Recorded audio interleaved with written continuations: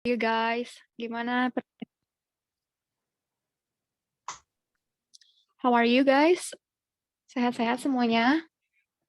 Alhamdulillah sehat deh.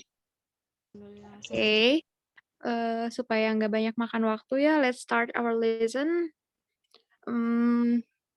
First of all, I will introduce myself. My name is Dino Rohmah. Tadi udah disampaikan ya sama hostnya siapa ya tadi? Sama Listiani Rahmi.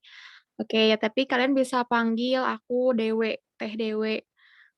Nah, pertama ada definition.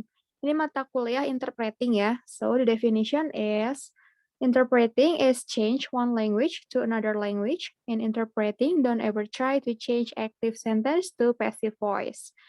Nah, di sini ada example. Active voice-nya, active sentence-nya, I will do my art project after dinner. And change to my art project will be done after dinner. Nah, jadi di interpreting itu, kita tidak diperbolehkan mengubah active sentence menjadi kalimat pasif. Ada yang tahu kenapa? Coba raise your hand atau boleh nyalakan mic-nya. Anyone knows why we can't change active sentence to passive voice? Ada yang tahu? Nah, kayaknya nggak ada ya. Oke. Di sini Tete akan jelaskan kenapa sih nggak boleh menggantikan active sentence ke passive voice dalam interpreting. Karena sebagai interpreter itu kita layaknya seorang speaker. Jadi bersikap sebagaimana si speaker menyampaikan apa yang harus kita interpretasikan gitu. Jadi ketika seseorang menyampaikan misalnya dalam satu bahasa nih bahasa Inggris mau diinterpretasikan ke bahasa Indonesia, kita harus menggunakan kosakata yang sama. Jadi si apa tuh subjek, predikat, objek gitunya harus sama posisinya. Jadi nggak bisa menjadi passive voice, tetap harus di active sentence. Sampai di sini paham? Paham teh. Paham teh. Oke, nah sekarang apa sih perbedaan dari interpreting sama translating? Ada yang tahu nggak perbedaannya apa? Coba, jangan malu-malu. It's okay kan ini nggak nyalain kamera ya, jadi suaranya aja nggak apa-apa sambil nyantai aja kita sharing-sharing. So, what the difference between interpreting and translating? Ada yang tahu? Teteh mau coba. Oke, ya silakan. Siapa nih yang coba tadi? Sebutin namanya ya. Oke, Mini. Izin menjawab ya Teh. Saya Mini dari A1 2020. Jadi the differences between interpreting and translating itu, kalau interpreting itu penerjemahan secara langsung Teh, sedangkan kalau translating itu secara tulisannya gitu Teh. Ya, correct. Jadi benar ya apa yang disampaikan sama Mini. Jadi interpreting itu lebih ke oral translate. Nah, kalau translating itu lebih ke teks. Jadi kalau translate itu tertulis atau teks, nah sedangkan interpreting itu oral translate lewat suara, ucapan gitu ya. Nah, itu perbedaan dari interpreting and translating. Untuk kesimpulan di slide 1, perbedaannya sudah tahu ya. Nah, kemudian syaratnya itu don't ever try to change active sentence to passive voice. Oke, sudah cukup jelas ya di slide yang ini. Next slide.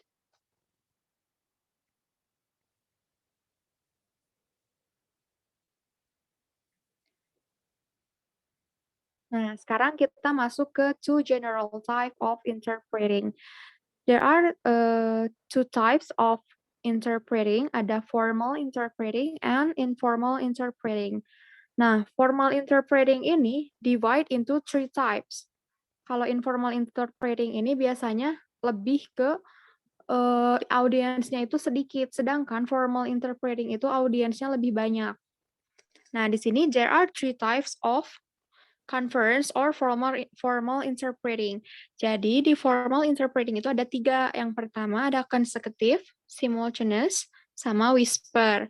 So anyone knows what the difference between three types of formal interpreting? Ini ada tipe-tipe ya, sorry. Jadi ada yang tahu nggak sih perbedaan antara consecutive, simultaneous, sama whisper itu apa?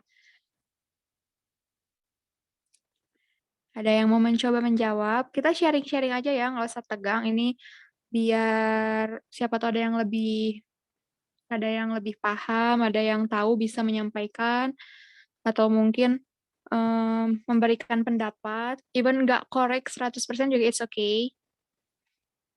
Anyone knows? Nggak ada kayaknya ya. Oke. Nah, I'll try to... Ya, siapa? Boleh My name sebutkan is namanya. Sansan. My name is Sansan from A3. Maaf Oke, kalau salah. Sansan. Mau coba. Kalau Ya. consecutive itu biasanya si interpreter itu menerjemahkannya itu setelah si pembicara selesai berbicara gitu. Ya. Terus yang simultaneous itu si interpreter menerjemahkannya itu saat pembicara itu sedang berbicara. Terus yang whisper itu menerjemahkan, kalau nggak salah itu bisik-bisik deh kalau whisper teh, tapi kurang lebih kita dibisikin gitu. Ya, betul. Correct. Thank you, Sansan, for your answer. Nah, jadi betul ya apa yang disampaikan oleh Sansan. Ada perbedaan dari 3 tipe formal interpreting di sini. Sekarang kita ke next slide untuk definisi setiap jenis interpreting. So, there are 3 types: consecutive, simultaneous, and whisper. The definition of consecutive is an interpreter translates standby behind the audience in special places and using a tool like earphone and etc. And interpreters start translate when speaker have finished. Jadi sama kayak yang dikatakan oleh Sansan, si penerjemah atau si interpreter baru menerjemahkan setelah si narasumber atau si speaker menyelesaikan pembicaraannya. Nah, kemudian simultaneous is an interpreter translate directly in the same time. Jadi ketika si speaker berbicara, si si interpreter juga menerjemahkan. Misalnya, I wanna eat. Nah, setelah satu kalimat selesai, si interpreter langsung menerjemahkan ke another language. Saya mau makan, begitu. Kemudian whisper sesuai dengan namanya ya, karena whisper ini bisik-bisik artinya, so it is translate in whisper. Nah, ini biasanya si interpreter ini posisinya ada di sebelah si speaker. Kemudian nanti menerjemahkan ke kliennya dalam situasi yang berbisik begitu. Sampai sini jelas? Jelas. Ada yang ingin ditanyakan di slide yang ini tentang 3 perbedaan dari consecutive, simultaneous, dan whisper?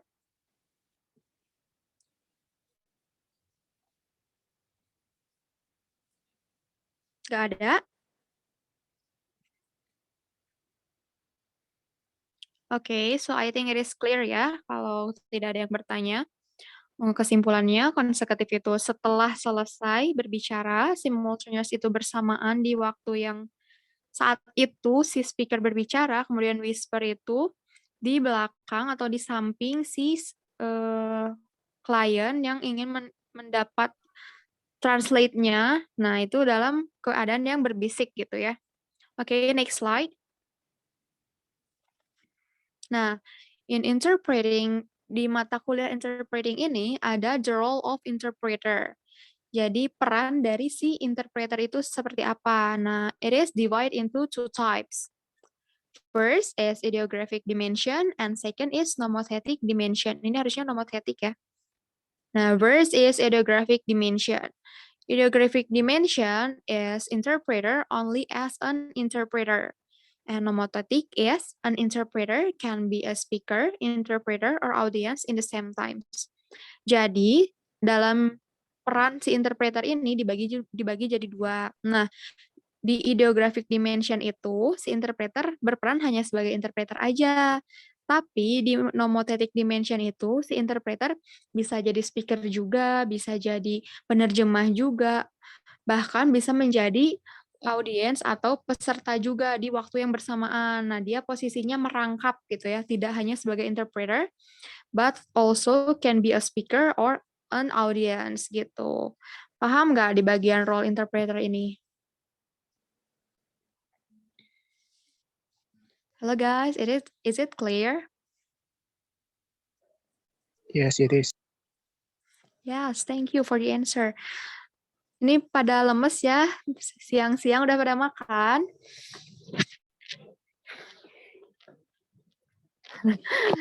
Okay, it's okay. I will next to the other slide ya, silakan.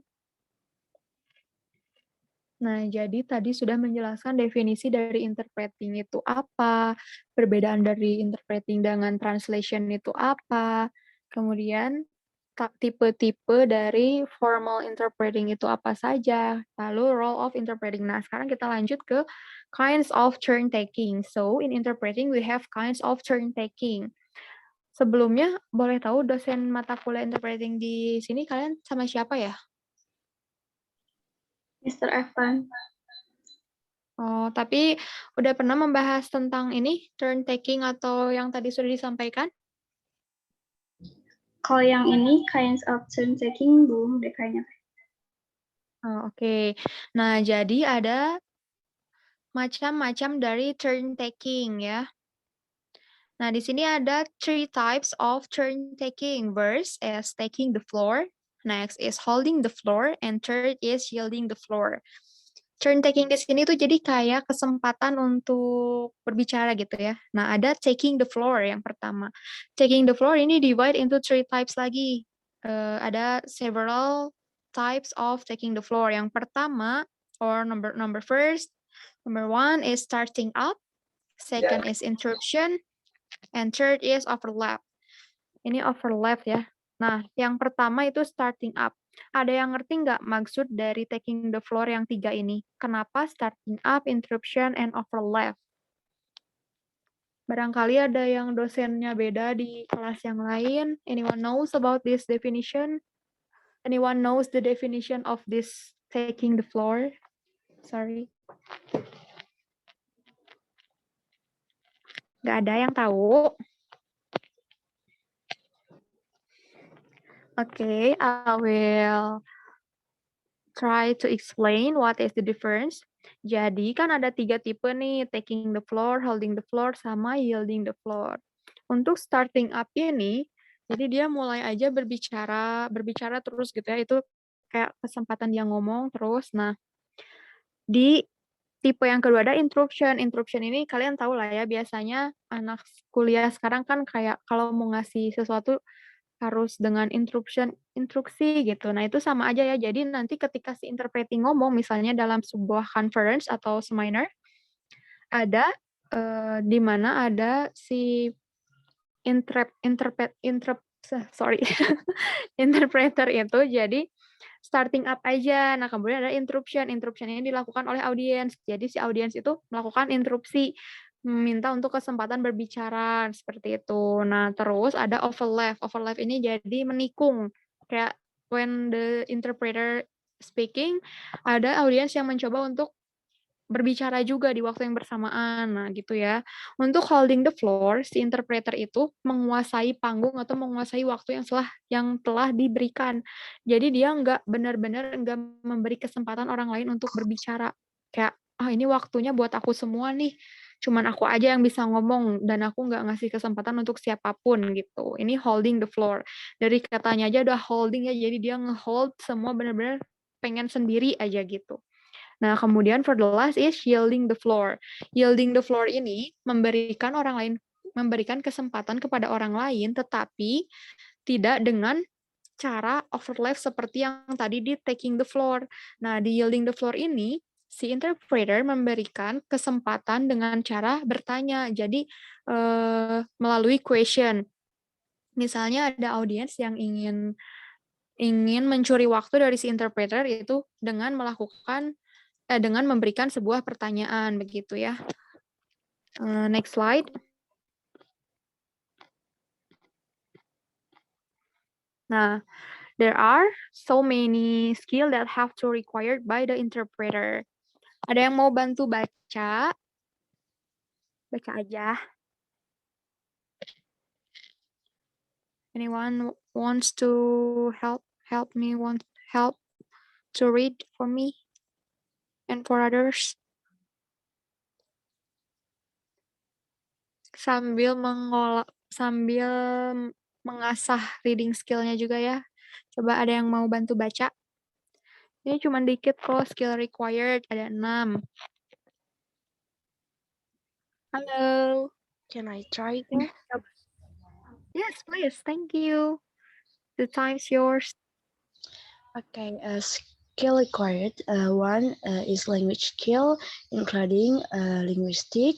2, ability to listen and taking notes at the same time. 3, public speaking, loud voice. 4, competent of remembering an information or long-term memory. 5, acquisition of an information. 6, good background knowledge. Thank you. Thank you. Gesta ya tadi. Thank you, Gesta. So, setelah dibacakan oleh Gesta, ada yang dapat nggak nih maksud dari slide di sini tuh apa? Coba. Kalian kan jurusan bahasa Inggris nih. So, I think kalian ngerti maksud dari slide ini apa. And because it is interpreting lesson, interpreting mata kuliah interpreting yang sama saja dengan translating, pasti kalian bisa setidaknya mentranslate dari slide yang ini. Coba ada yang bisa bantu untuk mentranslate apa sih maksud dari slide skill required ini? Anyone wants to try translate this slide? I'd like to try that.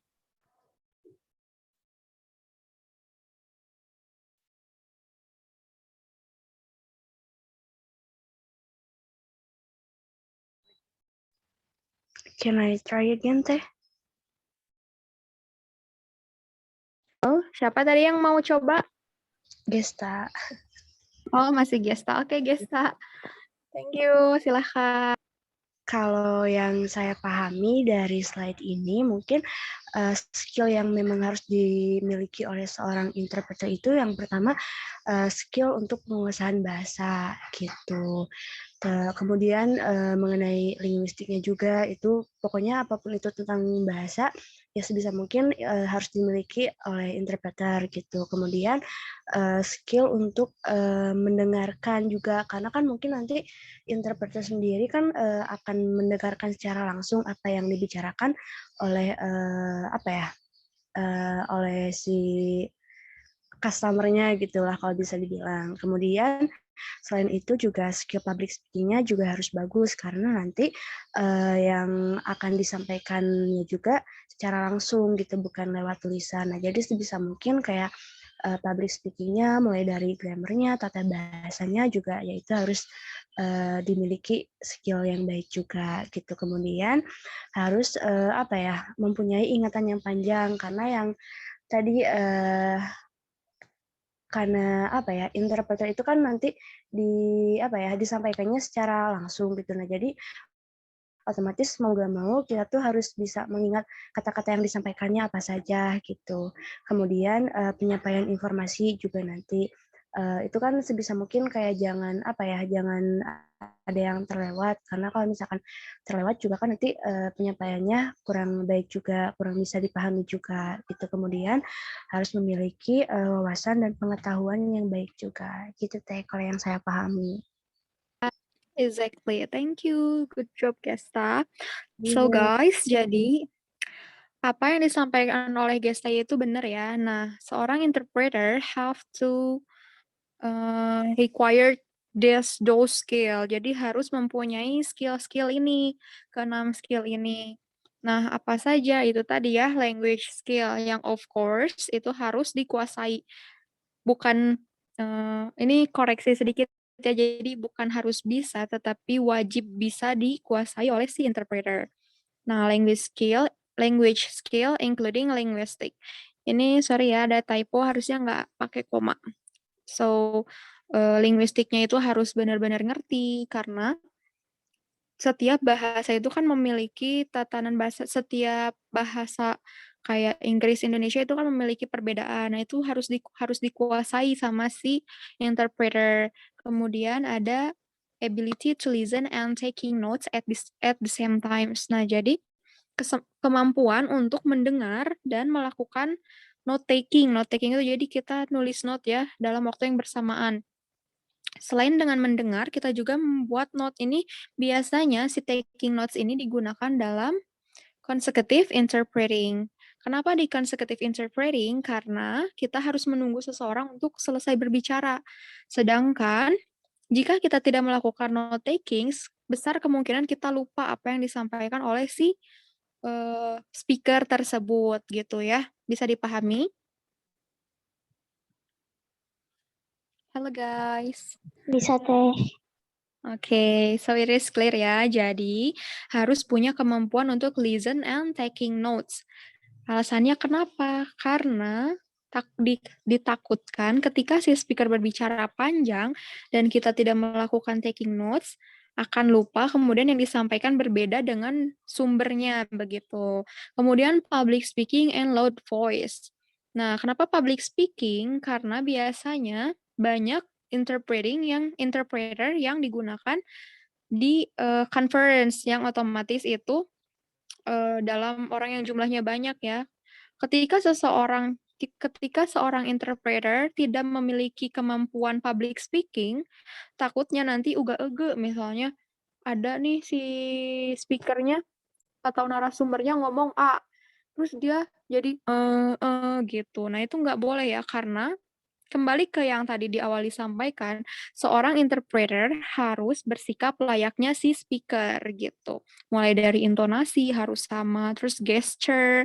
Nah, gesture itu juga harus sama ya. Jadi kita interpreter itu tidak hanya melakukan translate oral, tetapi gesturnya juga diikuti.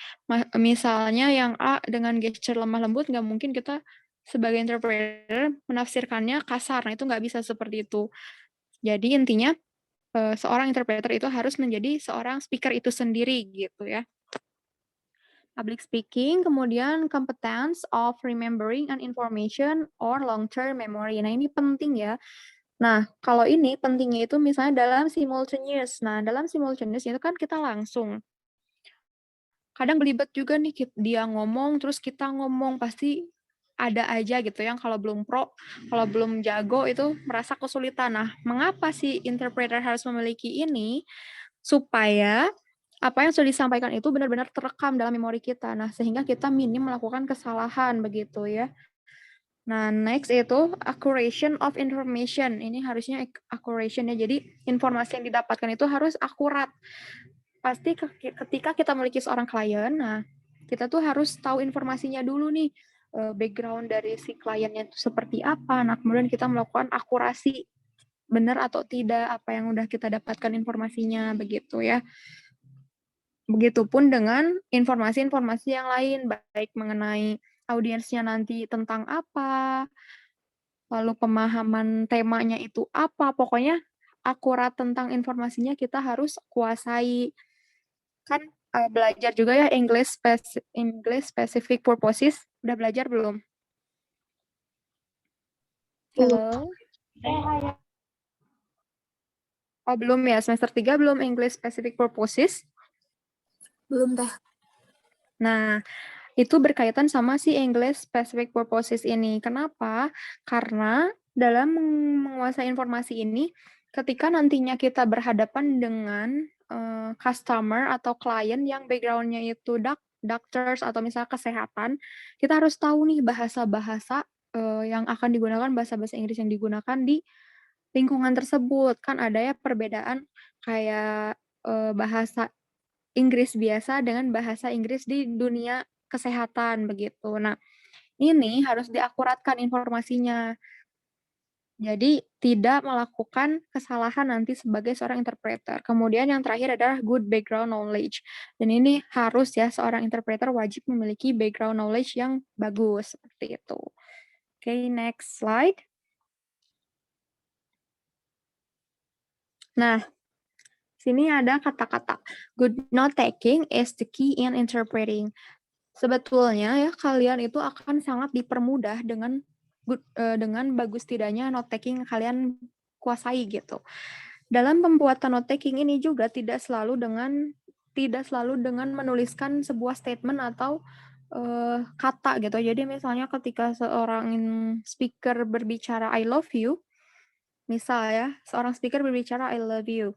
Nah, kalian tidak menuliskan dengan alfabet I love you, tetapi bisa menggunakan simbol garis satu, kemudian simbol love, kemudian huruf U aja itu juga merupakan note taking. Nah, biasanya itu dipermudah dengan simbol. Sayangnya di sini Teteh nggak bisa share ini ya, nggak bisa share screen karena menggunakan handphone. Ada contoh di mana note taking itu menggunakan simbol. Nah, nanti bisa kalian search sendiri. Bisa jadi juga misalnya nanti ada soal esai atau soal yang mungkin diharuskan kalian membuat note taking dari sebuah teks. Nah, itu bisa menggunakan simbol ya, tidak harus melulu dengan tulisan begitu.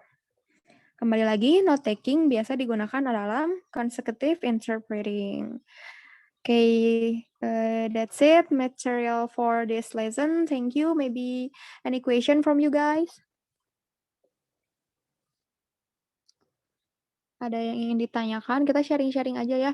Biasanya kesulitan apa sih yang kalian hadapi ketika mempelajari mata kuliah interpreting ini? Kemudian apa yang belum dimengerti, apa yang ingin ditanyakan. So, the time is yours. Silahkan untuk membuka, meng-unmute mic-nya, bertanya, dan kita sharing-sharing.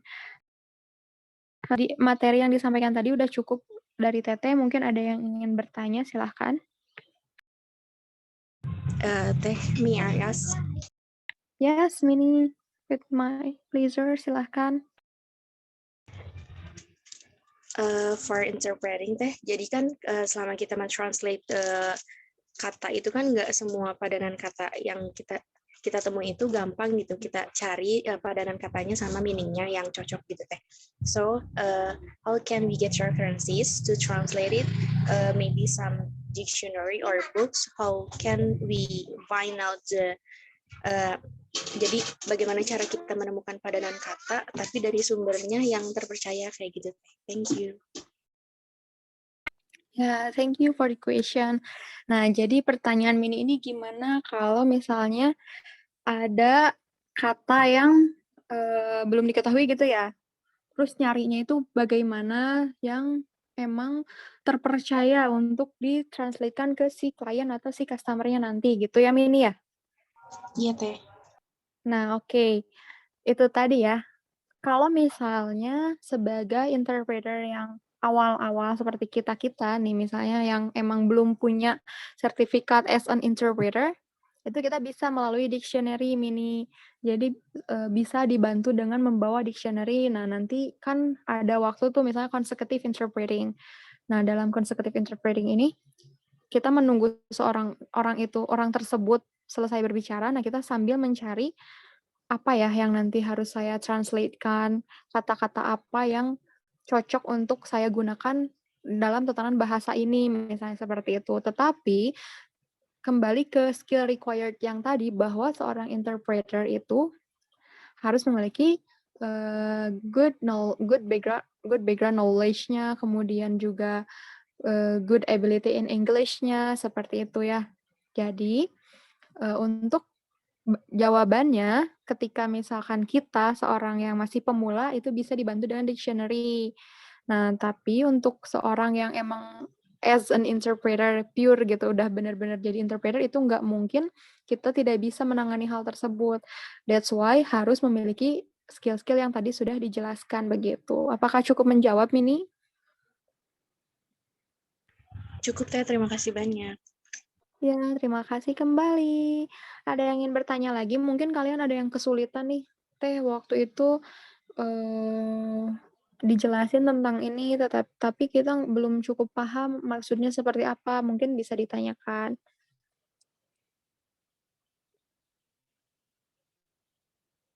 Jadi kita baru setengah jam ya. I'm sorry if I speak too fast. karena nggak biasa ngomong pelan-pelan juga, jadi ngomongnya tergesa-gesa. Barangkali ada yang ingin mereview tadi yang telah dijelaskan, boleh ditanyakan lagi. Misalnya, Teh itu tadi kurang jelas, boleh diulang. Nah, seperti itu ya, silahkan. Jangan ragu untuk bertanya.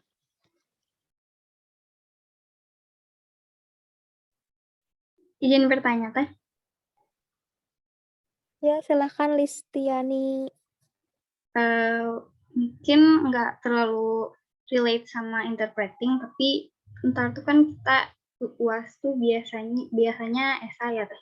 Kira-kira dari Teteh ada nggak sih kayak tips gitu, atau kira-kira dari interpreting tuh kita harus tahu ini gitu, biar buat UAS nanti itu kayak agak lancar gitu sedikitnya. Ada tips ya tidak dari Ya, berarti tips and trick untuk UASnya itu nanti gimana gitu ya? Iya Teh.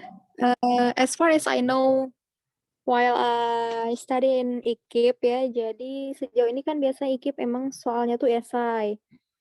Nah, keuntungannya kalian online ya UTS-nya ya? Atau offline?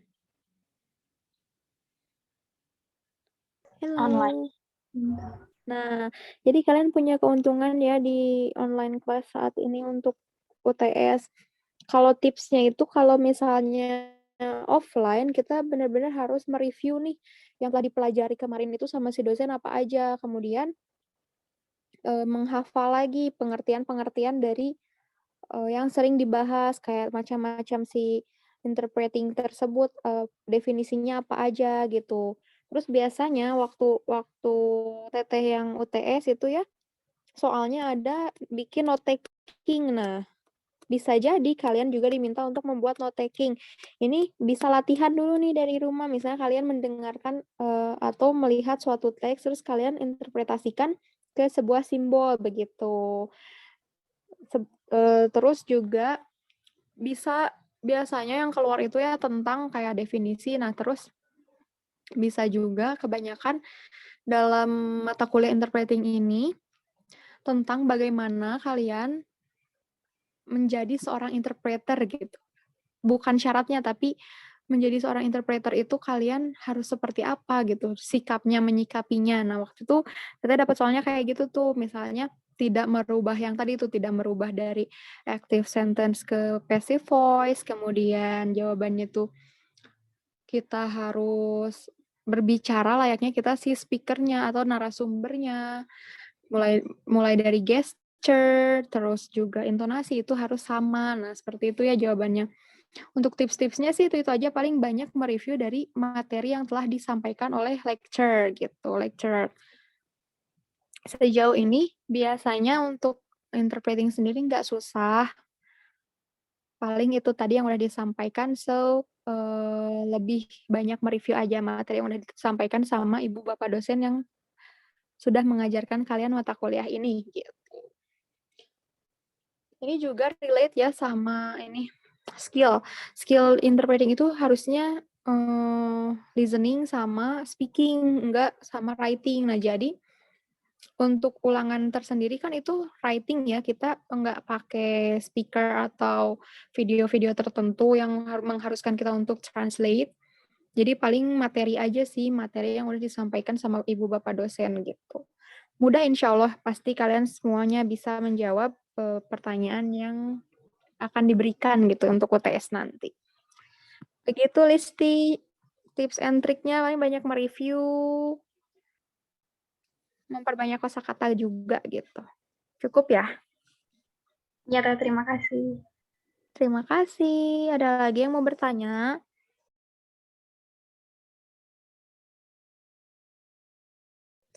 Sebelumnya mohon maaf karena materi yang disampaikan tidak terlalu banyak, tetapi dalam interpreting sendiri itu kebanyakan kalian praktek biasanya ya.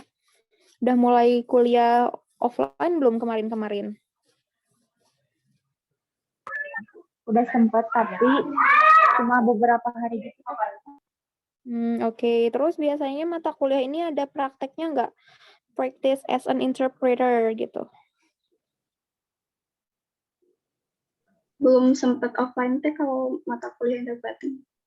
Nah, kenapa materi yang disampaikan di sini sedikit? Sebetulnya untuk interpreting itu tadi ya, skill-nya itu skill listening sama speaking. Jadi kita lebih banyak practice kalau sebaiknya gitu, seharusnya kalau masih kuliah offline itu lebih ke menggali speaking skill kita sama listening skill kita. Kita juga mengupgrade memori kita tuh panjang atau enggak gitu. Nah, kenapa sedikit ya itu tadi banyaknya praktek seharusnya. Jadi apa yang udah Teteh sampaikan di sini sebenarnya ini inti-inti dari mata kuliah interpreting. Insya Allah pasti tidak akan jauh dari ini soal-soal yang nanti diberikan. Ini juga berhubungan kan ya ada beberapa yang emang sama seperti yang dosen kalian jelaskan di kelas atau beda materinya? Halo, Kurang lebih sama, Teh. sama ya. Soalnya waktu itu aku itu interpreting di semester 5, kalian sekarang semester 3. Jadi lebih cepat gitu mata kuliahnya maju ya. Bisi beda gitu. Nah, ini itu inti-inti yang emang kalian harus ketahui dalam mata kuliah interpreting begitu. Sisanya praktek-praktek aja. Bikin YouTube kalau waktu angkatan aku tuh ya, bikin YouTube menerjemahkan sebuah video, kemudian kita bikin video juga menerjemahkan taking notes gitu. Seperti itu. Ada yang ingin ditanyakan? Nggak banyak materinya soalnya yang harus disampaikan. Kita sharing-sharing aja.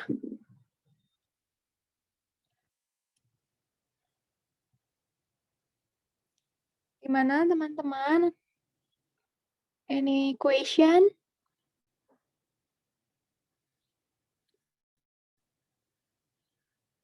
Is it clear?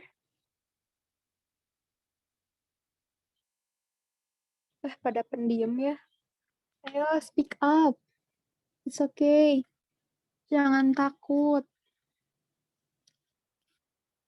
Waktunya masih panjang, ini baru berlangsung 45 menit kita. Sharing-sharing aja, silahkan ada yang mau bertanya tentang mata kuliah interpreting atau mata kuliah yang lain, it's okay, nggak apa-apa.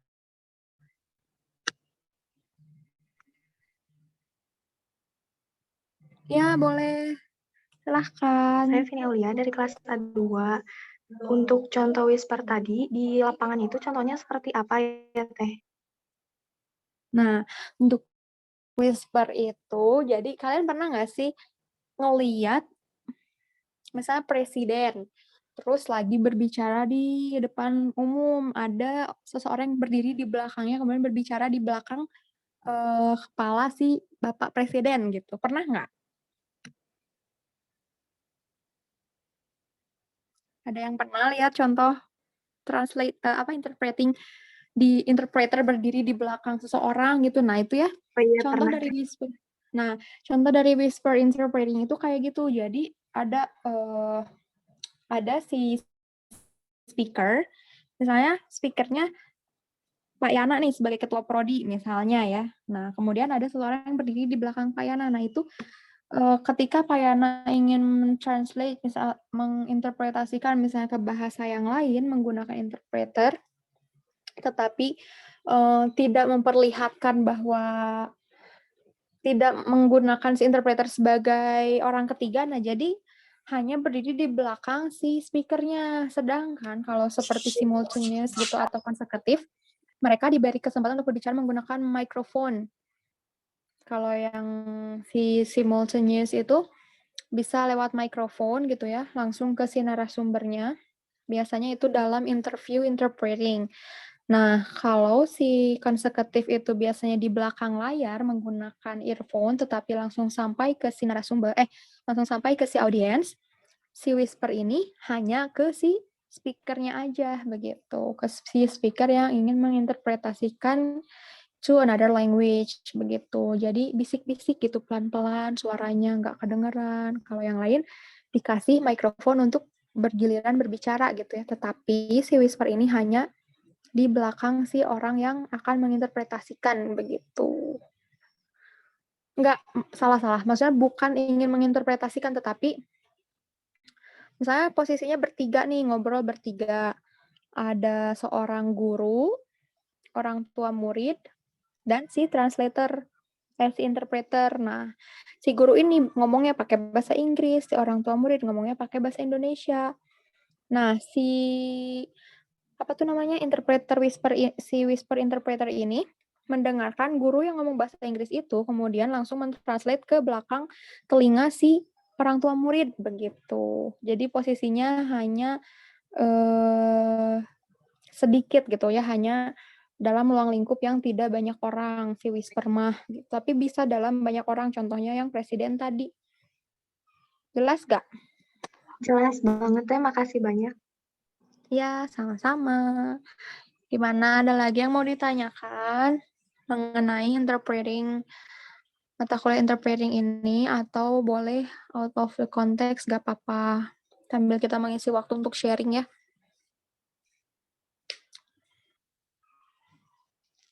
Any question?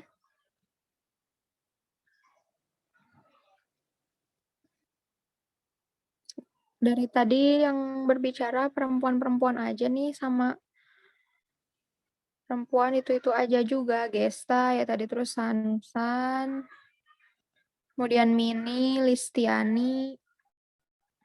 Ada lagi, coba yang lain speak up. Cowok-cowoknya pada kemana?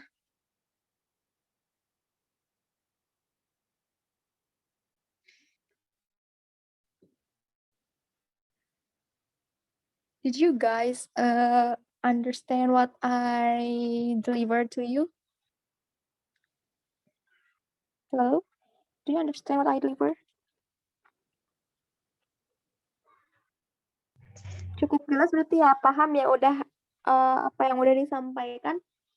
Tidak membingungkan kalian? Hello? Hello, where are you? Ternyata bisa dipahami. Gimana? Teteh boleh nanya lagi?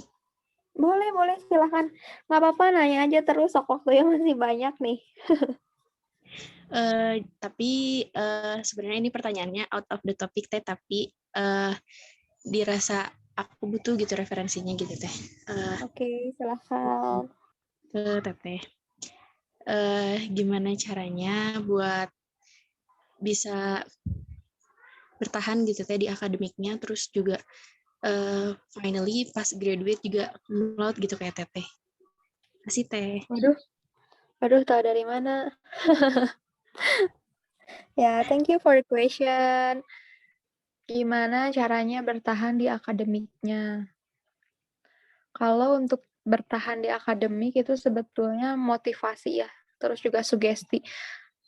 Semangatnya juga. Nah, sayangnya kalian ini harus lebih bersemangat, harus banyak motivasi karena udah hampir 2 tahun berlangsung online ya perkuliahannya, sehingga tidak terlalu bersemangat, mungkin di rumah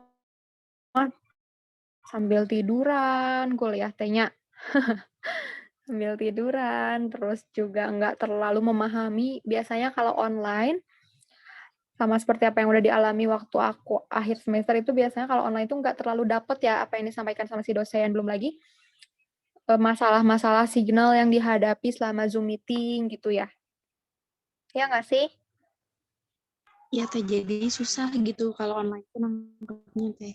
Nah, tips and triknya, gimana caranya supaya bertahan dalam pembelajaran akademik, even it is online atau offline gitu ya. Pertama harus punya motivasi yang besar, motivasi yang kuat. Jadi ditanamkan dalam diri kalian tuh kalau aku pengen punya nilai yang bagus, aku pengen lebih paham apa yang disampaikan sama si lecturer gitu dibandingkan dengan teman-teman yang lainnya. Sebetulnya ketika kalian belajar secara online terus melihat teman-teman yang lain less of motivation gitu ya, motivasinya kurang, nah kalian itu jadi kelebihan untuk lebih menonjol di depan si lecturer gitu. Dengan apa yang dihadapi teman-teman kalian kurang semangat, itu menjadi kekuatan untuk kalian lebih bersemangat lagi. Itu harus motivasi, sugesti, harus semangat. Kemudian jangan belajar dalam keadaan sambil tiduran kalau secara online. Kenapa? Karena itu membawa rasa malas yang lebih besar daripada duduk biasa gitu ya, bersemangat. Nah, itu benar-benar beda nantinya, motivasi yang kalian punya tuh beda. Kalau tidur, "Ah, males, ya udah dengerin doang," gitu. Sedangkan kalau benar-benar semangat duduk ngedengerin itu lebih semangat, lebih kayak, apa ya, enggak cukup hanya mendengar aja biasanya kalau duduk itu, terus rasa penasarannya lebih. Nah, harus punya keingintahuan yang lebih, jangan takut untuk berbicara, jangan takut untuk bertanya ketika sedang belajar, begitu. Nah, terus apa ya, ada tipsnya mah sebenarnya dari diri masing-masing sih, cuman kalau dari aku sendiri pokoknya jangan belajar sambil tiduran. Terus kalau offline itu temen kelas nih, terus temen kelas, situasi situasi pembelajaran itu mendukung ya kalau offline. Enaknya offline itu kalian lebih semangat karena ketemu teman-teman nih pertama, terus kedua saling ingin menonjol, misalnya saling ingin memperlihatkan di depan dosen itu bahwa kalian mampu, kalian mengerti. Nah, itu menjadi motivasi kalau offline, tapi kalau online karena nggak kelihatan, jadi paling motivasinya lebih semangat dan nggak tiduran belajarnya, gitu. Terus jangan lupa untuk take a notes ya, nggak hanya dalam interpreting. Jadi good Good note taking juga ini sangat berpengaruh dalam pembelajaran. Ketika kalian menulis apa yang disampaikan sama si dosen dan tidak hanya mendengar, ini jadi hal yang bagus untuk kalian. Nah, nantinya misalkan kayak UTS nih sekarang, yang lain gak nulis, terus kamu nulis. Nah, itu jadi kelebihan.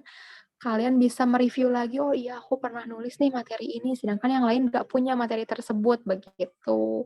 Jadi note taking ini tidak hanya dalam interpreting ya, tapi bisa diaplikasikan dalam pembelajaran sehari-hari. Kan kita juga nggak selalu ingat apa yang disampaikan sama orang lain, apa yang disampaikan sama dosen gitu, terutama pelajaran. Kalau gosip mah ingat, nggak ditulis kan? Tapi beda kalau pelajaran harus ditulis gitu. Nah, biasanya dengan cara ditulis kalian bisa mereview kemudian lebih paham dibandingkan orang lain, itu nantinya jadi nilai plus. Kalian lebih paham, lebih dikenal dosen, nilainya bagus hingga akhirnya dapat cum laude gitu. Tetapi untuk cum laude sendiri ini jangan dijadikan apa ya? Boleh kalian memiliki keinginan, memiliki harapan untuk menjadi cum laude gitu, sorry. Untuk menjadi wisudawan yang cum laude gitu ya. Tapi jangan dijadikan patokan utama. Yang terpenting, kalian benar-benar belajar mendapatkan ilmu yang disampaikan, that's it. Untuk nilai cum laude atau tidaknya itu menjadi bonus. Soalnya kalau benar-benar berusaha, benar-benar belajar, insya Allah nantinya pasti cum laude. Tapi kalau pengen cum laude, tidak dibarengi dengan usahanya, itu nantinya ya wallahu alam dapat cum laude-nya atau enggak gitu. Yang penting intinya belajarnya aja dulu dengan bersungguh-sungguh gitu. Itu sih paling, nggak tahu juga tips and triknya ya berdasarkan diri sendiri. Aku ya kayak gitu gitu. Cukup menjawab ya? Udah? Ada lagi? Gimana? Udah menjawab belum? Tadi teh siapa yang nanya ya? Lupa. Halo. Cukup Teh, makasih banyak atas tipsnya. Iya, makasih juga pertanyaannya. Iya teh, tapi UAS offline lebih menyeramkan. UAS offline lebih menyeramkan kenapa? Coba Sansan Parwati, kenapa UAS offline lebih menyeramkan? Enggak tahu, tidak semenyeramkan yang dibayangkan. Coba, kenapa? Iya teh, mungkin karena kita udah kejebak zona nyaman online mungkin ya. Iya, ya. Jadi Berarti kalau dari online awal tuh bisa gimana? iya. Gimana teh? Gimana? Ya, sok silakan. Enggak, sok silakan. Iya, dari awal masuk kita online terus gitu. Jadi kayak kebiasaan weh. Sebenarnya ya kalau offline lagi UAS nih, final exam, terus keadaannya offline itu nggak semenyeramkan yang dibayangkan. Kadang dosen tuh sibuk sendiri, cuma main HP aja duduk di depan. Enaknya kalian bisa lebih banyak kesempatan untuk sharing dalam final exam. Tapi ini jangan diikutin ya. Tapi ya gitu, kenyataannya gitu. Kalian bisa nanya, bisa ngobrol sebetulnya. Tergantung si pengawasnya juga. Kalau dapat pengawasnya yang killer ya nggak bisa. Tapi IKIP nggak banyak sih pengawas yang killer kayak gitu, paling ya orang-orang tertentu. Nah, kalian enaknya kalau offline vibes-nya kerasa tuh. Pertama vibes-nya kerasa, kedua bisa sharing-nya langsung cepet. Sedangkan kan kalau offline di telepon di WA gitu susah ya, responnya lama. Ada kelebihannya sendiri sih, kelebihannya masing-masing. Terus kalau online juga kan misalnya mau upload ada gangguan signal. Nah, itu jadi bikin panik juga. Nah, sedangkan kalau offline enak, kalian cuma tinggal nulis, kumpulin, bisa sharing juga, sharing jawaban gitu. Nggak semenyeramkan itu kok. Bukannya kalian offline juga diawas ya, harus kameranya nyala.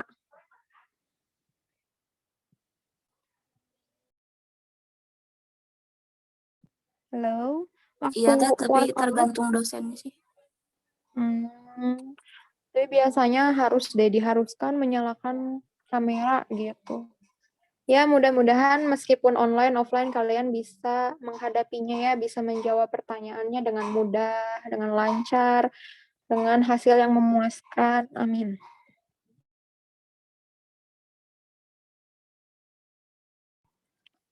Mungkin gitu aja sih kalau materi yang disampaikan, terus hal-hal yang kalian pertanyakan, jawabannya ya mohon maaf kalau nggak maksimal. Aku juga masih sama belajar, nggak bisa menjawab as perfect as lecturer gitu ya. Tapi sebisa mungkin I give my best untuk kalian gitu. Cukup? Ada yang mau bertanya lagi? Hello? Are you guys there? Where are you? Hello? Hey, hi. Sepi banget, oh my god.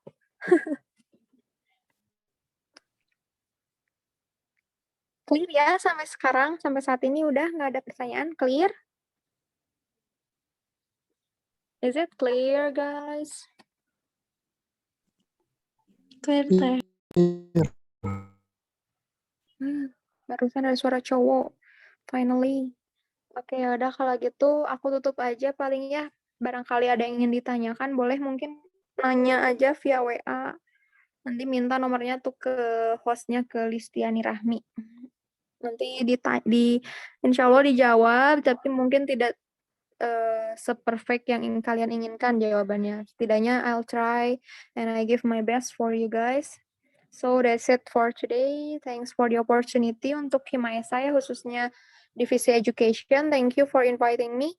And see you when I see you. Wassalamualaikum warahmatullahi wabarakatuh. Good afternoon.